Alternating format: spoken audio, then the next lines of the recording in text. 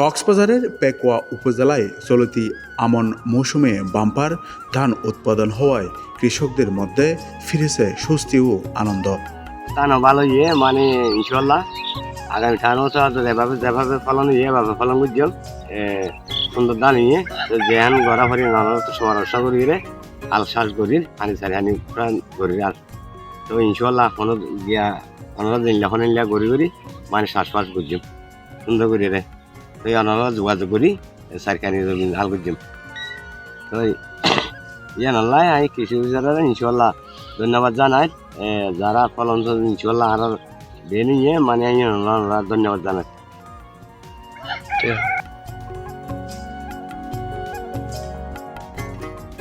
অনুকূল আবহাওয়া, উন্নত জাতের বীজের ব্যবহার ও কৃষি বিভাগের নিয়মিত তদারকি ও সরকারি সহায়তার ফলে এবছর আমন ধানের ফলন হয়েছে আশানুরূপ। উপজেলার কৃষি অফিস সূত্রে জানা গেছে, চলতি মৌসুমে পেকুয়া উপজেলায় প্রায় ৮,৩০০ একর জমিতে আমন ধানের আবাদ হয়েছে। প্রযুক্তিগত, বিশেষ করে কৃষকদের পাশে দাঁড়িয়ে প্রযুক্তিগত সহায়তা করেছে, কীভাবে ফসল রক্ষা করা যায় পোকামাকড় রোগ বালাই থেকে, সেভাবে প্রযুক্তিগত সহায়তা করেছি।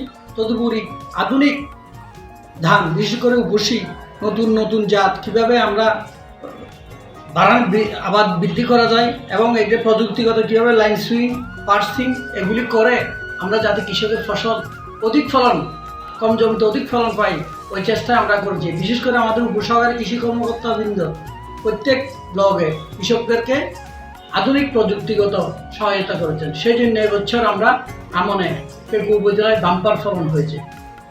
এবছর ধান উৎপাদনের লক্ষ্যমাত্রা নির্ধারণ করা হয়েছে প্রায় ৪৫,৬৫০ মেট্রিক টন, যা গত কয়েক বছরের তুলনায় উল্লেখযোগ্যভাবে বেশি।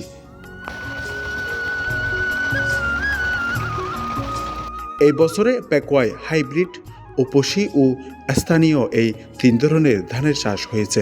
হাইব্রিড জাতের মধ্যে ধানি গোল্ড, এজেন্ট ২৬৫ ও উপমেন্ট ধান উল্লেখযোগ্য, যা স্বল্প সময়ে বেশি ফলন দিয়ে কৃষকদের প্রত্যাশা পূরণ হয়েছে।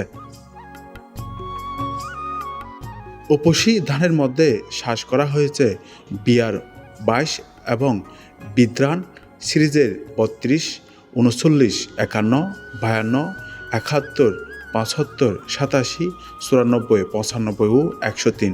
এইসব জাতের রোগবালাই সহনশীল এবং ফলন বেশি হওয়ায় কৃষকদের মধ্যে ব্যাপক জনপ্রিয়তা পেয়েছে। এছাড়া বিনা ধান ১৭, ভারতীয় পাইজার ও স্থানীয় জাতের বিন্নি, সাহেব ও চিকন ধানও ভালো ফলন দিয়েছে। স্থানীয় জাতের ধান বাজারে তুলনামূলক ভালো দামে বিক্রি হওয়ায় কৃষকরা আর্থিকভাবে লাভবান হওয়ার আশা করছে।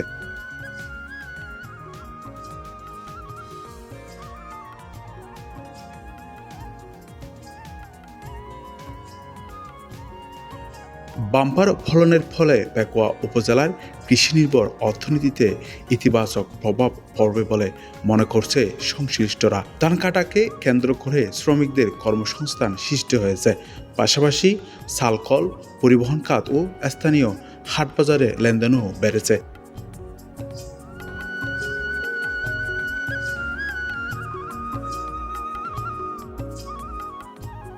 দৈনিক আমার বাংলা।